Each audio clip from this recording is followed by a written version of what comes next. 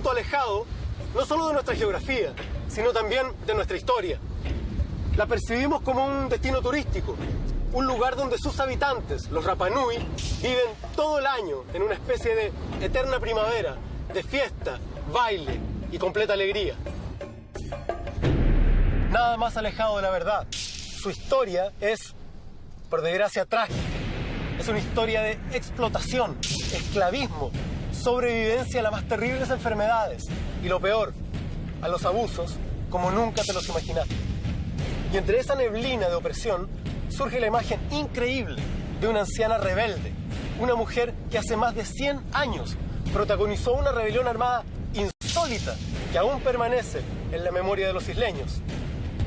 Hoy conoceremos su extraordinaria vida y su historia. Su nombre era María Angata.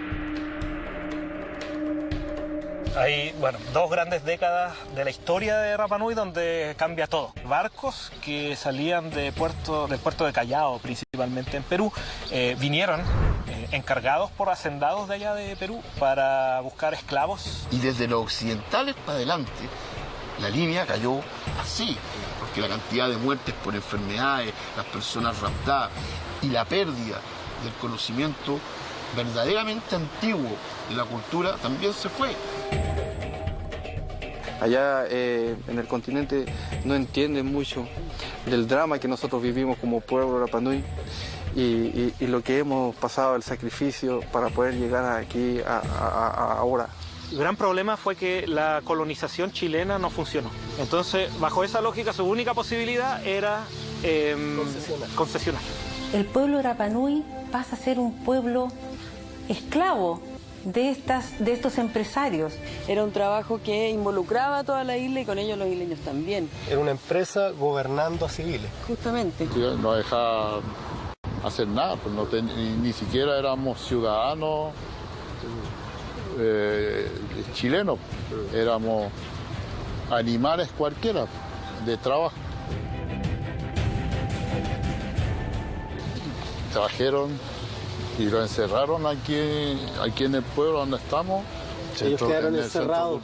Quedaron encerrados en un espacio de 100 metros cuadrados. Esta mujer acá, en una cultura polinesia, patriarcal, es capaz de levantar a su pueblo, de unirlo. María Angata es una persona muy importante para nuestro pueblo, porque fue la primera persona que luchó por los derechos del pueblo Rapa Nui, después de una serie de abusos que hubo aquí en la isla, donde se violó nuestros derechos humanos, nuestros derechos de propiedades. Entonces ella fue la primera persona que luchó por los derechos del pueblo Rapa Nui. Por eso Angata es poderosa en ese sentido, porque ella tiene que tener esa certeza, esa energía, ese poder para decir, nos vamos a tirar en esto, vamos a hacer esto otro, y te mate hasta la muerte.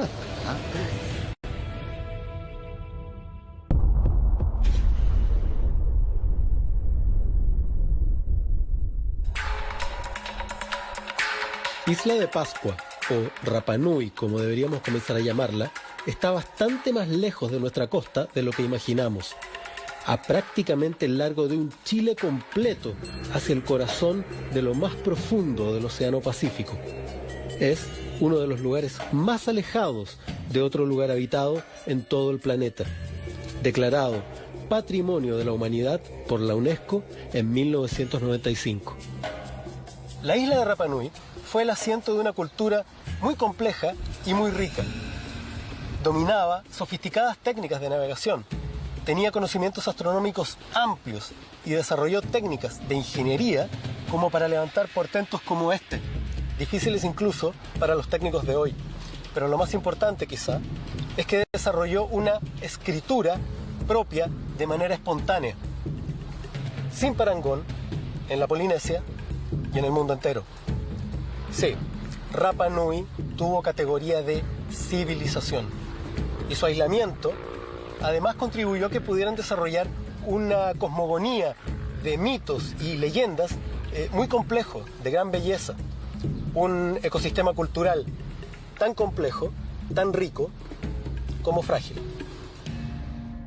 Una tierra a la que llegó un sagrado rey desde Giva, influenciado por la visión de un sabio que le profetizó que el continente que habitaban se hundiría y que su destino estaba allá lejos, en el océano, en la isla Rapa Nui. Estamos en Playa Anaquena y en ese horizonte infinito, desde allá, se acercó el origen mítico de Rapa Nui, el gran Hotumatua, que es el que llega a la isla, ¿no? Pero cuéntanos tú, Cristian. Bueno, Hotumatua es la figura legendaria, padre fundador de la isla. Tiene que haber sido un líder polinésico de la Polinesia Oriental que tenía desarrollada la navegación de largas distancias, más o menos al mismo nivel que la navegación europea en el siglo XVII, XVIII prácticamente. Esto era algo usual para los pueblos de la Polinesia, ¿no? Claro, la exploración del océano para ellos era algo, era su forma de experimentar el mundo, era su forma de experimentar el universo. Ellos no entendían el mundo como tierra, ¿ya? Para ellos el planeta estaba hecho de agua y había pequeñas, por aquí, por allá, tierras, lugares donde muy detenerse. separadas, claro, lugares donde detenerse. Démonos un salto más o menos importante. Lleguemos al siglo XVII y al siglo XVIII. La isla vivía en completo aislamiento, sí, y se encuentra con estos marcianos, con este aterrizaje extraterrestre, claro, que son los occidentales. ¿Qué pasó? Sí. Bueno, ahí hay una disrupción, hay un cambio, hay una ruptura. Siempre me parece que 1722 marca un hito que divide inicia la última etapa de la historia larga de Rapa Nui. Es la llegada de los holandeses, ¿no? Claro, 5 de abril de 1722, domingo de Pascua, y por eso le pusieron en holandés Isla de Pascua, y que luego se tradujo a todos los idiomas y quedó en todos los mapas como Isla de Pascua. En 1862 llegó hasta esta misma caleta, acá en Angaroa, un barco que cambiaría el destino de la isla para siempre. Si bien las visitas habían comenzado en el siglo XVIII, fue a partir del XIX que comenzaron a hacerse muy poco gratas. Barcos balleneros que raptaban Rapa Nui, por ejemplo. Pero esta expedición parecía diferente. Traían regalos y señales de buena voluntad. Incluso los Rapa Nui bajaron en masa a recibirlos. Pero fueron rodeados, golpeados y secuestrados en un evento que marcaría el inicio del fin de toda una civilización. En la década de 1860 se produce el golpe final al antiguo orden isleño. El fin de las antiguas estructuras políticas, el fin de la antigua territorialidad, el fin de las antiguas prácticas y creencias espirituales, y una crisis demográfica que lleva a una reducción de la población a un porcentaje mínimo de la que era anteriormente.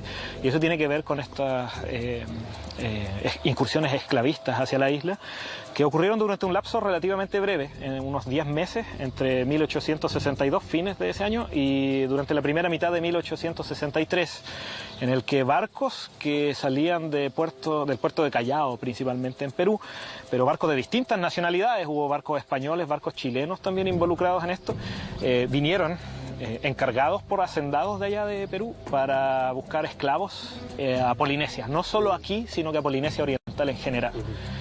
Acá esta isla fue la más afectada porque era la que estaba más cerca, y en estas incursiones esclavistas lograron secuestrar alrededor de 1.400 personas de una población que se había estimado poco antes en 4.000, más o menos. Y esas 1.400 personas que fueron llevadas hacia Perú fueron llevadas bajo la lógica de esclavos, mano de obra, gente fuerte, polinésica, grande, pero gente muy vulnerable a las enfermedades porque vivían en una isla. Entonces, llegando allá, no solo los polinésicos de acá, los de las otras islas también padecieron enfermedades allá, y principalmente el brote de viruela de 1863, que afectó principalmente a los polinésicos, ¿ya? Que bueno, finalmente terminaron inundando los hospitales allá en Lima y en otras zonas de Perú. Y bueno, a raíz de eso el gobierno peruano tomó cartas en el asunto y envió de regreso a los poquísimos sobrevivientes que había. Ahora, con respecto a eso, No se llevaron a cualquier Rapa Nui, ¿no? No. O sea, lo principal era llevar gente que pudiera trabajar. Eso era lo ideal. Pero aún así obtenían recursos de llevar personas, niños, mujeres, ancianos, también algunos se pudieron llevar.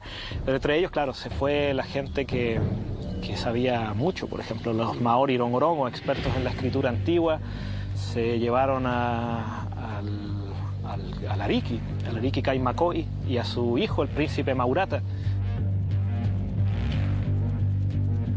Creo que el destino de esos asaltos de los barcos esclavistas, que no fueron pocos los que llegaron a la isla, fue no solamente llevarlos a las guaneras, sino que también a las haciendas algodoneras. Y en esas haciendas había capitales chilenos, y también los había en los barcos esclavistas. No solo culpemos a los barcos peruanos. Si se indaga en el origen de los barcos que llegaban a Isla de Pascua con esas aviesas intenciones de engañar a los Rapa Nui y llevárselos para convertirlos en esclavos, se descubrirá que también había capitales chilenos.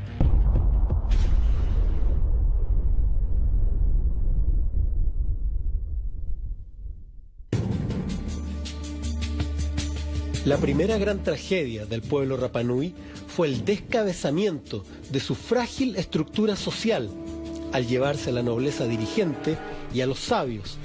Toda la escritura, la astronomía, la ingeniería, todo el conocimiento acumulado durante 1500 años por esta civilización única en el planeta se perdió de una sola vez, trabajando como esclavos y muriendo a 3000 kilómetros de distancia en las guaneras del Perú, dejando a un pueblo abandonado, sufriendo con las enfermedades un nuevo y terrible golpe.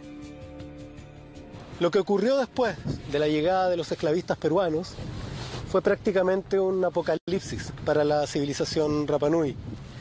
Después del secuestro, de la muerte por trabajos forzados en las guaneras peruanas, de las enfermedades, del retorno de unos pocos infectados con viruela, de la partida de muchos a Tahití, en 1877, solo después de 15 años de la llegada de los barcos peruanos, no quedaban más de 111 habitantes en este verdadero cementerio en el que se había convertido Rapa Nui.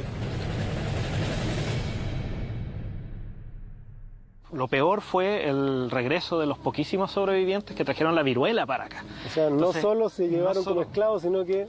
Claro, a raíz de eso, ¿no? Los poquísimos que volvieron, la tradición oral dice 15 volvieron, y fueron desembarcados aquí en Anaquena también. 15 de 1400. 1400, un 1% de los que se llevaron. Y ellos llegan con la viruela.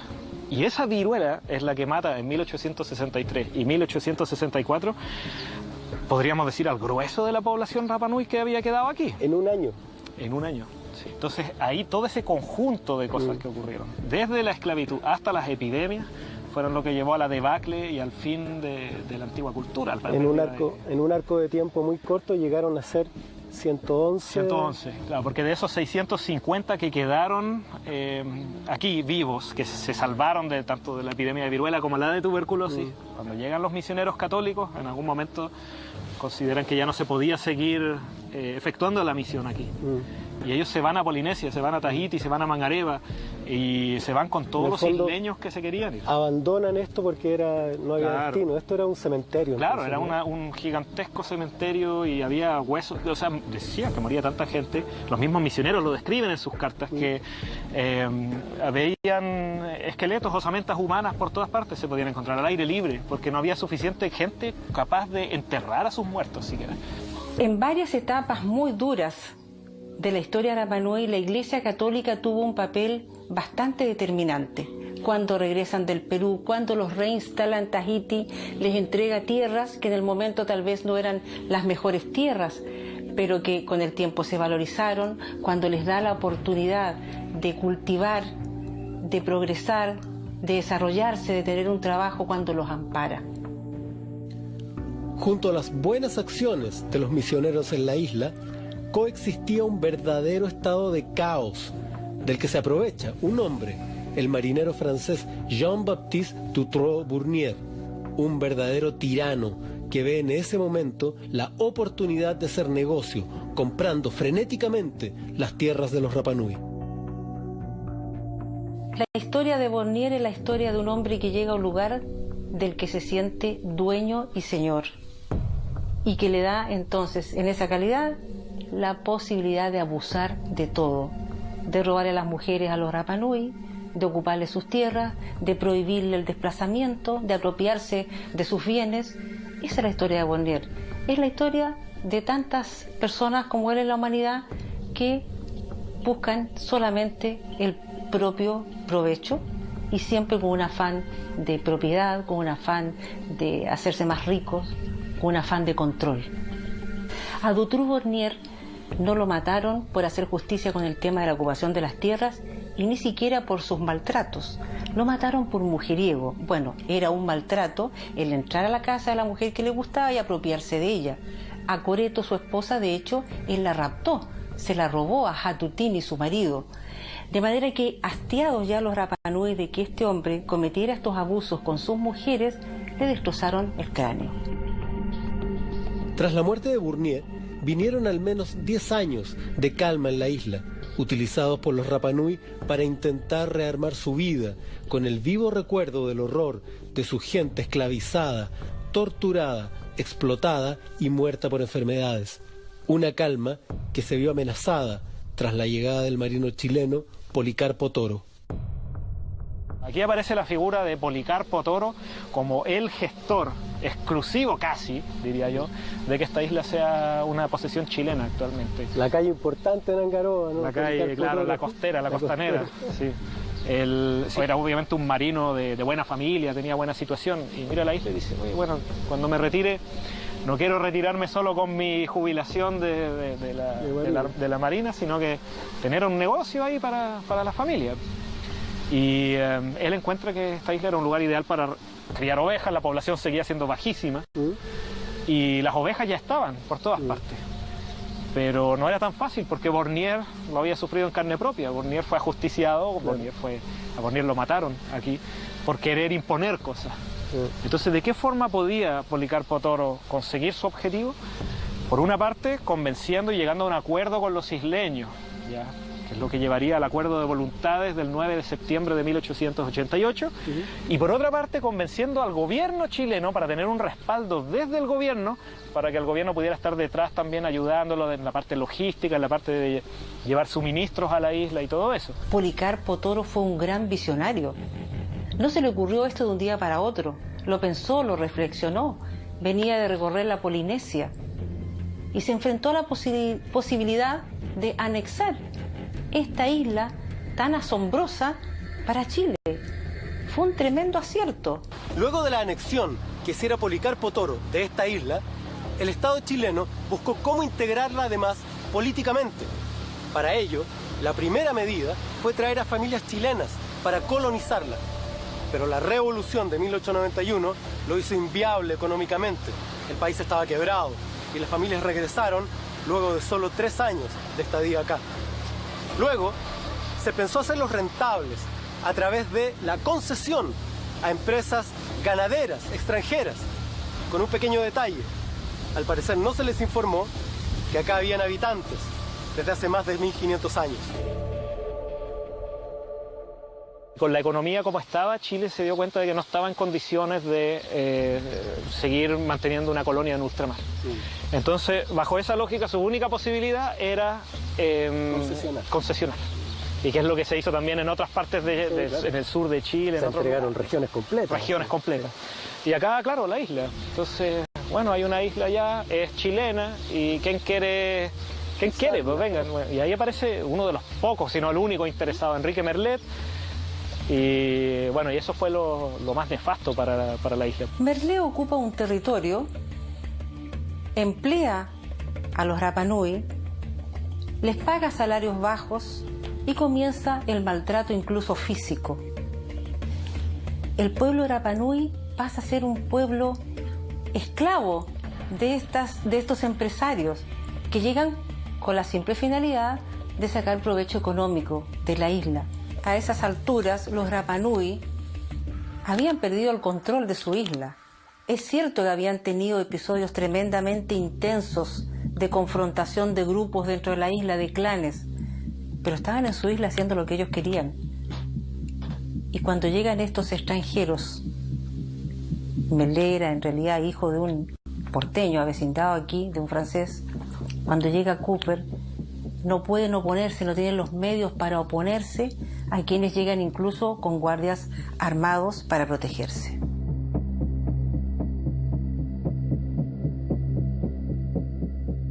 Merlet inmediatamente se toma toda la isla, claro. agarra a toda la gente donde vivía en cada lugar, cada tribu en su lugar, como por ejemplo de Anaquena, de Poique, Baijú, Otuiti. Sufrieron una forma de esclavitud, de trabajo forzado. Sufrieron. Hubo abusos sexuales,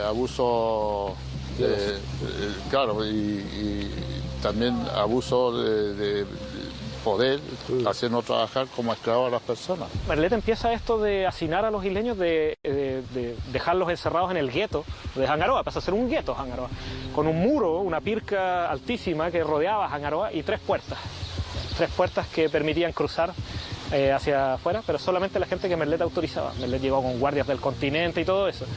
Pero de a poco la compañía se dio cuenta de que así tampoco podía funcionar. Hubo varias impugnaciones a la compañía, hubo un par de revoluciones menores en esos años. Hubo una importante que fue la del rey Simeón Liro Caínga, que trató de viajar a Valparaíso a protestar ante el gobierno chileno. Oye, no es lo que nosotros acordamos, nos están encerrando en Hangaroa. Pero allá muere envenenado por agentes de la compañía explotadora en Valparaíso. Durante la administración de la compañía, los Rapa Nui debieron seguir sufriendo de indignidad y opresión. Debieron trabajar por un salario mínimo, incluso realizar trabajo esclavo.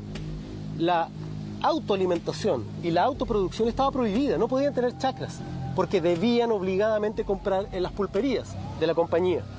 No solo eso, lo peor es que se trajeron guardias armados desde el continente para mantener controlada la población en un espacio reducido, en lo que hoy se conoce como Hangaroa, donde se construyó un muro como este para mantener encerrada a la población Rapa Nui.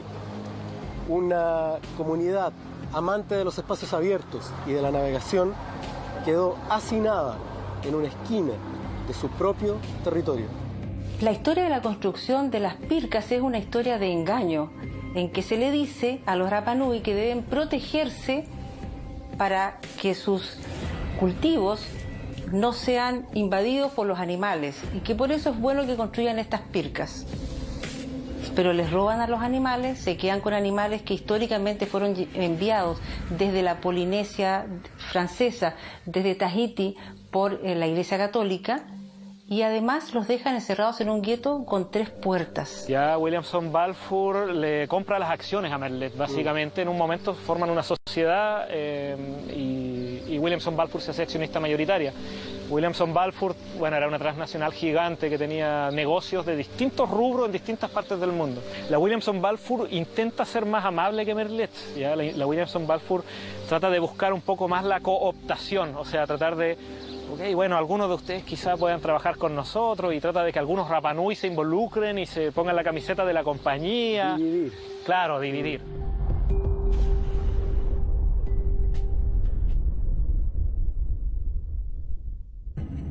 Nos movilizamos hacia una de las instalaciones que tenía la compañía para la explotación de ovejas, un lugar al que tenían acceso muy pocos Rapa Nui, solo los que trabajaban para la compañía. El resto se mantenía en ese verdadero campo de concentración que era el gueto de Hangaroa. ¿Dónde estamos? Bueno, estamos aquí en un sitio de memoria, en un sitio que es el centro donde se venía a hacer la esquila en los tiempos de la compañía explotadora. Y es un sitio que recientemente, y a raíz de una iniciativa del Consejo Monumental Local, se quiso poner en valor, justamente para que haya un lugar donde se pueda rememorar parte de esta historia, que si bien tiene sus claroscuros, ¿cierto? Es una parte que no debe olvidarse y que es importante transmitir a las nuevas generaciones, y por eso se hizo este trabajo. ¿Y cuál era la relación que tenía la compañía explotadora con los Rapa Nui en términos laborales? ¿Cómo fue en el fondo esto era un régimen, porque también tenían de alguna manera la administración política de la isla, ¿no? O sea, claro, en realidad el gran tema de esa época es justamente que estaban ellos a cargo de toda la isla un poco. O sea, no es que se les arrendaron fundos o predios para que hicieran su trabajo de esquila o de la explotación en general, sino que más bien era un trabajo que involucraba a toda la isla y con ellos los isleños también. Era una empresa gobernando a civiles. Justamente. Entonces el Estado de Chile en ese entendido se desentendía un poco de la administración de la isla. Ellos entregaban tanto la isla a esta empresa que inclusive el administrador de la compañía era al mismo tiempo el subdelegado marítimo, que era un poco la figura, la autoridad máxima en la isla en ese tiempo para el Estado de Chile. Entendiendo que en ese tiempo la isla estaba bajo un régimen militar, se entendía como un poco un territorio de ultramar, ¿cierto?, que estaba bajo tuición de la Armada. La llegada de otro personaje para dirigir la compañía empeora aún más las cosas. Horacio Cooper es un nombre que aún se recuerda en la isla. Castigaba a hombres y mujeres con latigazos o amarrados por días sin agua o comida a un tronco en la vía pública.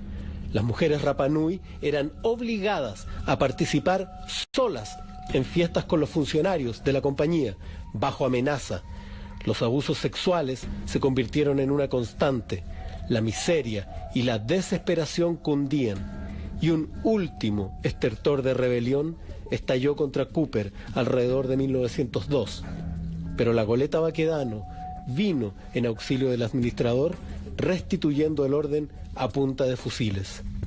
Solo hacia 1906 aparece una figura un poco más conciliadora: Henry Percy Edmunds. Era como, digamos, un hacendado capataz de estos como buena onda, ¿sí? Como esos patrones de fondo amables, ¿ya? Pero patrones al fin. Y bueno, Henry Percival Edmunds fue parte, o la comunidad intentó domesticarlo a él. O sea, es un juego de poder, ¿ya? El que se efectúa. Y parte de todo esto es cómo Henry Percival Edmunds fue introducido a las relaciones comunitarias a través de una serie de, bueno, regalos y contrarregalos, y cómo Henry Percival Edmunds se casó con una mujer Rapa Nui también. Así como intentaron hacer con Bornier, tuvo hijos con dos mujeres Rapa Nui finalmente. Y de esa manera intentaron, ya, bueno, Henry, tus hijos también son parte de la comunidad, entonces tienes que ser un poco más amable. El nivel de depresión que vivían los Rapa Nui era tremendo. Sin poder elegir a sus dirigentes, sin derechos, explotados, disminuidos y ocupados militarmente.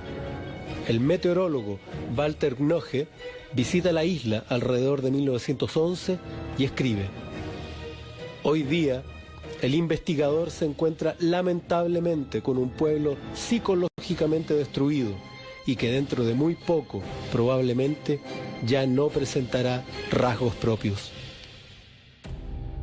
Hacia la década de 1910, la situación en la isla ya no se sostenía mucho. La población había empezado a aumentar un poco, seguían hacinados ahí en el sector de Hangaroa, y bueno, aparece esta figura de Angata. María Angata Veritaji habría nacido en 1856 en Isla de Pascua. Se supone que quedó huérfana de muy niña, fue amparada por los religiosos católicos que había en la época en la isla, que advirtieron un temperamento especial en ella. Los sacerdotes la protegieron, pero además vieron en ella ciertas condiciones especiales y la mandaron a Tahiti, la mandaron a Mangareva. Ella se casa en Mangareva con tan mala suerte que el marido es un maltratador, que en un momento, por razones absolutamente domésticas, la golpea con una rama de una palmera y le produce un daño mayor. Ella queda casi muerta y lisiada para siempre. Y ella llega a la isla de Pascua para desenvolverse como una asistente religiosa, llámese catequista o misionera. María Agata estuvo involucrada en todos los procesos políticos que vivió la isla, por lo menos desde 1892 en adelante. Ella, después de que ella vuelve de Mangareva, en la Polinesia Francesa, era una mujer de mucho carácter. María Agata estuvo detrás también del movimiento que lideró Moisés Tubu-Hereveri en 1902 contra la compañía y que dejó y obligó a los capataces de la compañía a quedarse parapetados en su casona de Mataveri. Tiene un historial de Claro, sí, pero todas estas revoluciones fueron siempre sofocadas por la Armada. En 1902 se prohíbe acá en la isla izar la bandera Rapa Nui. La Armada lo prohíbe, el comandante Basilio Rojas Velázquez, y de ahí en adelante hay una situación en la cual a través de la Armada la compañía aplastó toda la resistencia. ¿Y qué era lo que impedía a los Rapa Nui resistir en forma, digamos, violenta o en forma usando la fuerza? ¿Ya? La amenaza de la deportación. En 1902, 4 Rapa Nui fueron deportados de acá. Se los llevaron al continente y nunca más se supo de ellos. En su papel de misionera, ella no se limitaba a convocar a los Rapa Nui a la iglesia, sino que los visitaba. Iba cada día a una casa distinta. ¿Y cómo la recibían? Hacían un forado en el suelo, hacían un fuego en el fondo, seguramente para quitar la humedad, retiraban los leños, posteriormente ponían paja y ella se sentaba allí y desde allí entonces conversaba con ellos. Angata buscaba una reivindicación política religiosa. Su idea de Rapa Nui como tierra sagrada y de los isleños como pueblo elegido para restituir el paraíso sobre la tierra la hacía estar preparada para enfrentarse a quien fuera por los derechos de los Rapa Nui. María Angata era católica, pero la fuerza de su mensaje y la potencia de sus imágenes no habrían calado tan hondo en los Rapa Nui de la época si no hubiera hecho una mezcla entre la imaginería cristiana y la poderosa mitología de los isleños, hablándole de este modo a lo más profundo del inconsciente cultural polinésico de los Rapa Nui.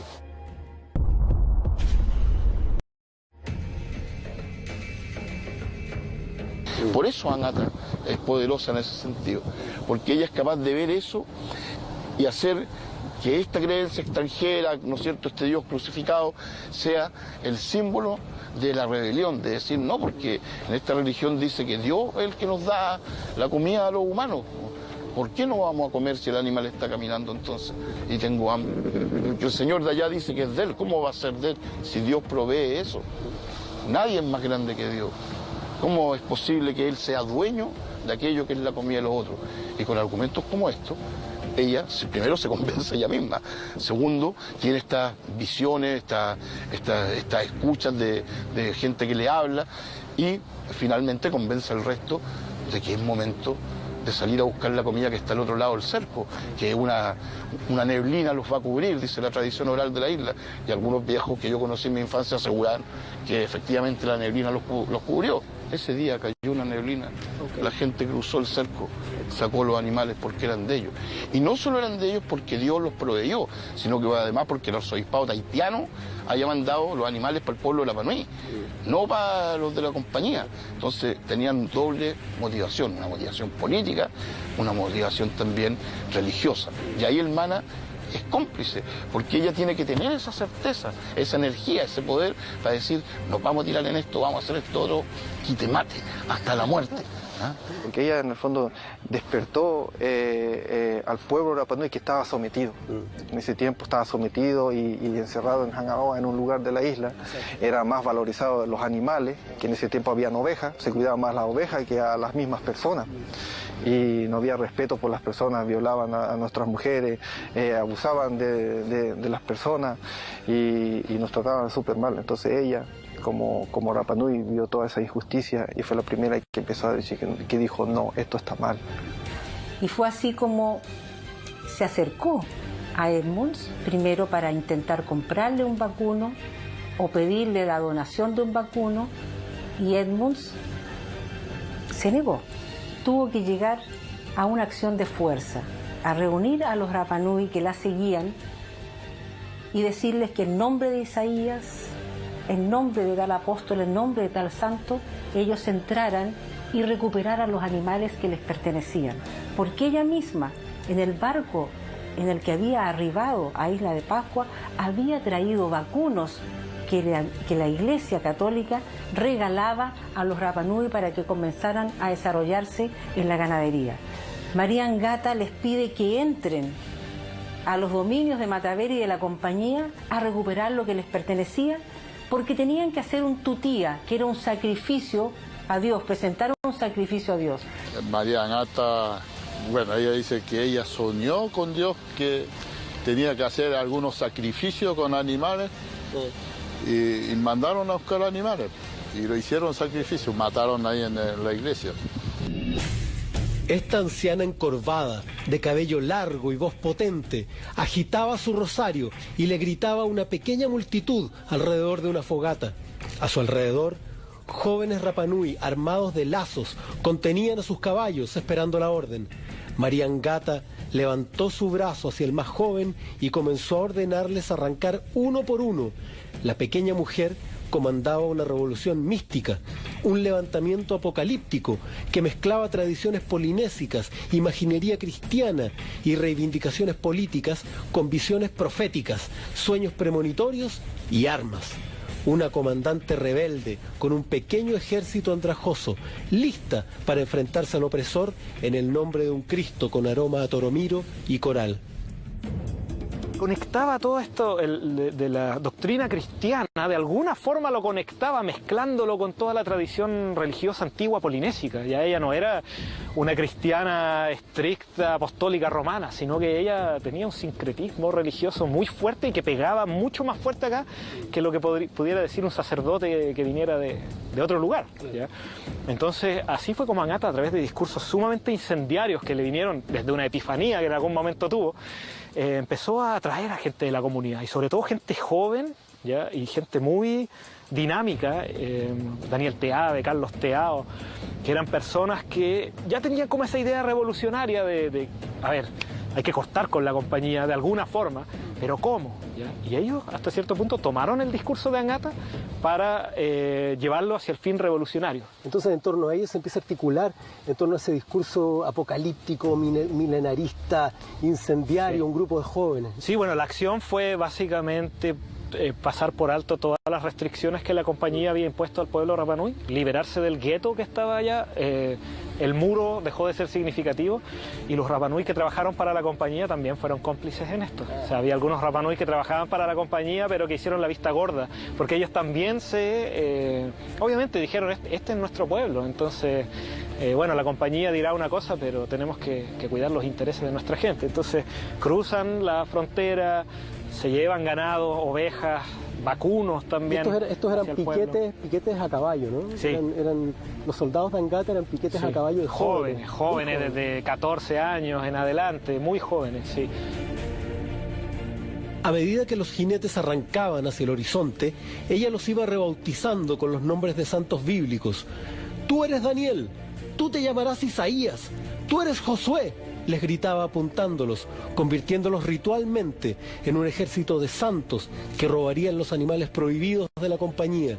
Ella les decía que luego de tantos años encerrados como ganado tras un muro en Angaroa, podrían hablar su idioma sin restricciones, cortarse el pelo como quisieran y recuperar el mundo quebrado que se les oxidaba a la sombra de los moáis caídos. La razón que les dio fue alucinante. En los últimos días se habrían desatado grandes cataclismos en todo el planeta. Muchos barcos se habían ido a pique, incluidos la Baquedano y otros buques chilenos. No solo eso, Chile y otros países se habían hundido bajo una nueva forma de diluvio universal. Pero Jehová había reconocido a los pascuenses como su pueblo y había salvado a la isla.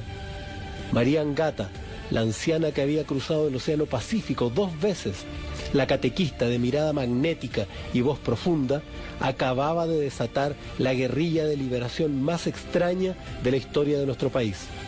Una que duró solo 37 días, pero que cambió a la isla para siempre.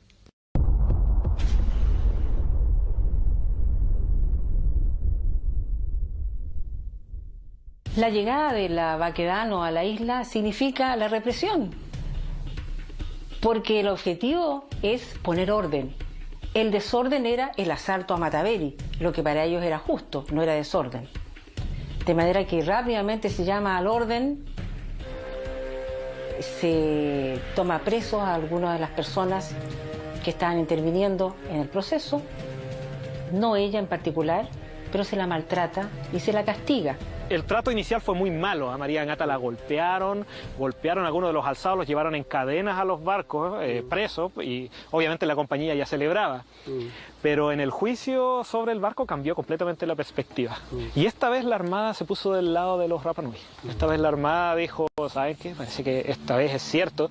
Pero también porque los Rapa Nui se organizaron para tener un discurso idéntico cada uno de ellos cuando los llamaran a testificar en el juicio que se iba a hacer en la Baquedano. Y ahí, por supuesto, liberaron a los cabecillas, excepto Daniel Teave, que se había visto como el más potente de los revolucionarios, y Daniel Teave se fue trasladado al continente. Y nunca más regresó. No se sabe qué pasó con él. La partida de Teave causó gran dolor en la familia de María Angata. Era el yerno de la vidente. Aquel día, Angata vio truncado su sueño de libertad para su pueblo y tan solo unos meses después fallecería.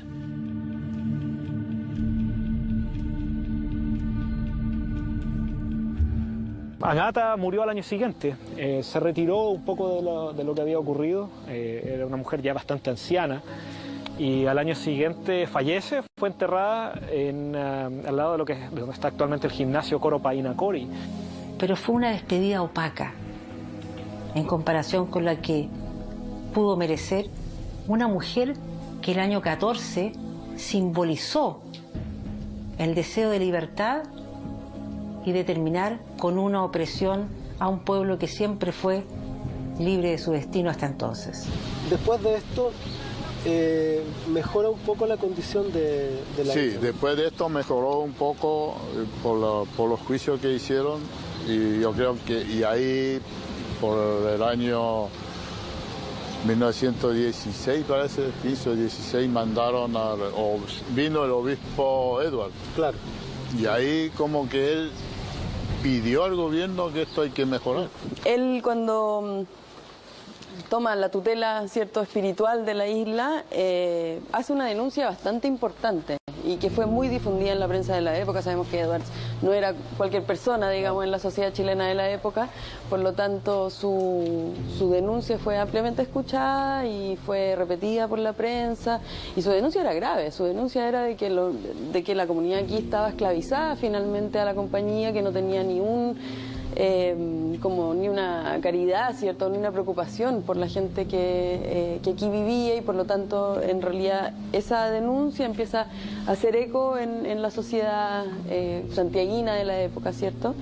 Y, por lo tanto, eso provoca que se vaya un poco diseminando este mensaje de las condiciones paupérrimas las que tenían a la población. Con el tiempo, se fueron viendo los verdaderos frutos de la rebelión de María Angata, configurándose un nuevo orden y una nueva mentalidad para toda la isla y sus habitantes.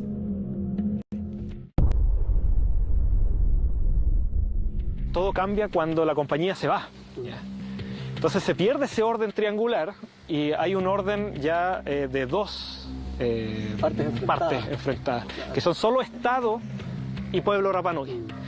Y este orden ya no era simétrico, porque el triángulo permitía cierto juego de poder, pero ahora ya deja de ser simétrico y pasa a ser Estado arriba, vía armada. Hay un régimen militar acá en la isla, desde el 53 hasta el 66, y el pueblo Rapa Nui debajo.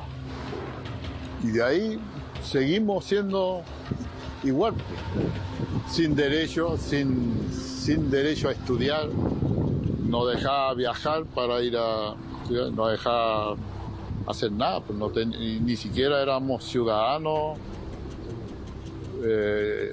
chilenos, éramos animales cualquiera de trabajo para ese tiempo. Así que igual Igual hubo muchos abusos de poderes de la Armada en ese tiempo. Algunos Rapanui que lograron escapar hacia el continente, en una época en la que no se podía ir al continente. Estaba prohibido, había un temor terrible hacia la lepra en el continente, de que pudiera llegar la lepra allá. Entonces muchos se escaparon y escondidos en barcos se fueron para allá y allá aprendieron de cómo era el mundo en el continente. Y algunos de ellos volvieron y dijeron, ¿sabes qué? En el continente es completamente diferente, allá la gente tiene una cosa que se llama derechos civiles, ¿ya? Y acá no hay nada de eso. Entonces hay que resolver esto aquí. Mientras la isla fue gobernada por la Armada, los Rapa Nui siguieron sintiendo el peso de su falta de derechos y ciertas formas de abuso. Surge entonces la figura de Alfonso Rapu, un carismático líder que lograría reivindicar los derechos civiles básicos de los Rapa Nui en un nuevo levantamiento. Entre 1964 y yo diría hasta 1967 se genera este movimiento por los derechos civiles del pueblo Rapa Nui, cuya cara visible, cuya punta de lanza, cuyo ícono es Alfonso Rapu Jaoa. Yo en mi documental entrevisto a Alfonso y él lo cuenta diciendo que de un día para otro se vio trasladado al continente donde no hablaba ni castellano, se demoró un año a aprender castellano y después estudió para ser profesor normalista, vuelve convertido en profesor y inicia una revuelta silenciosa, pacífica, de juntar a la gente para conversarle sobre los derechos, de ir para allá, para acá, de hacer pequeñas cosas, no tirar una piedra ni nada de aquello. Cuando él vuelve como profesional, ¿cierto? Como profesor normalista, empieza a trabajar en la escuela y bueno, y generan una serie de movimientos, cosas normales, digamos, conjuntos de folclore, hicieron un grupo de scout, también tengo entendido, alfabetización de adultos y de, bueno, obviamente las clases para los niños y niñas. Pero entonces todo esto como que ya empezaba a generar un poquito de sospecha dentro de la autoridad de la época, no lo tenían en buena estima. Él fue capaz de generar una sinergia tal, también con la anuencia, un montón de mujeres que se escapan siempre en la historia, que lo apoyan y que lo llevan y que lo cuidan y que lo resguardan y lo protegen, hasta que logra su cometido, que es hacer que los Rapa Nui seamos chilenos. Nosotros somos chilenos recién en 1966, ni un día antes, ¿ah? Y eso es bien extraordinario hacérselo notar al resto de los compatriotas, porque a veces como que se le olvida a la gente, ¿no? Nosotros formamos parte, no el territorio, los Rapa Nui, formalmente somos chilenos, con los mismos derechos de todos los otros, los mismos derechos a que nos gobiernen mal, a tener políticos ineptos, los mismos derechos, igual que todos los otros, recién en el año 1966.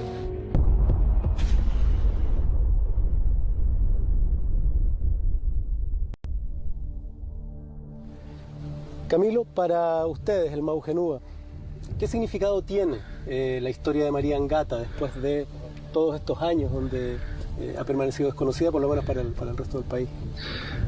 María Angata es una persona muy importante para nuestro pueblo, porque fue la primera persona que luchó por los derechos del pueblo Rapa Nui, después de una serie de abusos que hubo aquí en la isla, donde se violó nuestros derechos humanos, nuestros derechos de propiedades. Entonces ella fue la primera persona que luchó por los derechos del pueblo Rapa Nui. Y hoy día Maujenúa prácticamente es el resultado de la lucha que ella comenzó hace 100 años atrás. ¿Ustedes se sienten herederos de ese gesto de María Angata? Sí, somos la herencia de lo que ella, de su revolución que hizo en el año 1914. Además una figura femenina en una época donde las mujeres en el mundo estaban un poco o todavía bastante subyugadas. Esta mujer acá en una cultura polinesia, patriarcal, es capaz de levantar a su pueblo, de unirlo, después de siglos que esto no sucedía, y de alguna forma plantear las bases de lo que es la lucha del pueblo de Rapa Nui hasta el día de hoy. Que esto muchas veces no se muestra para afuera. Esta es la parte que siempre se obvia, se desvía. Todo se concentra en la parte turística, pero hay una historia también, y el que entiende la historia puede entender por qué la postura de Rapa Nui en este momento es la que tiene, a la defensiva. María Angata fue una mujer extraordinaria, fuera de lo común, con un gran magnetismo, con un gran ascendiente sobre su pueblo y que hizo una obra memorable. Creo que es una figura no solo para Rapa Nui, no solo para Chile, sino para Polinesia. A pesar de su distancia y de sus grandes diferencias culturales e históricas, en Rapa Nui se nos aparece una de esas constantes históricas que tanto nos enervan: la entrega de amplios territorios para la explotación desenfrenada de privados, sin respetar los derechos de las personas o de sus creencias. Todo por una producción a veces irracional, sin respetar y considerar aspectos de lo humano que no debiesen ser transables, olvidando que esencialmente un país lo forman sus personas. Lo que nos enseña la historia de María Angata, que son esas personas las que pueden alzar la voz, decir basta, sentar antecedentes y cambiar la historia.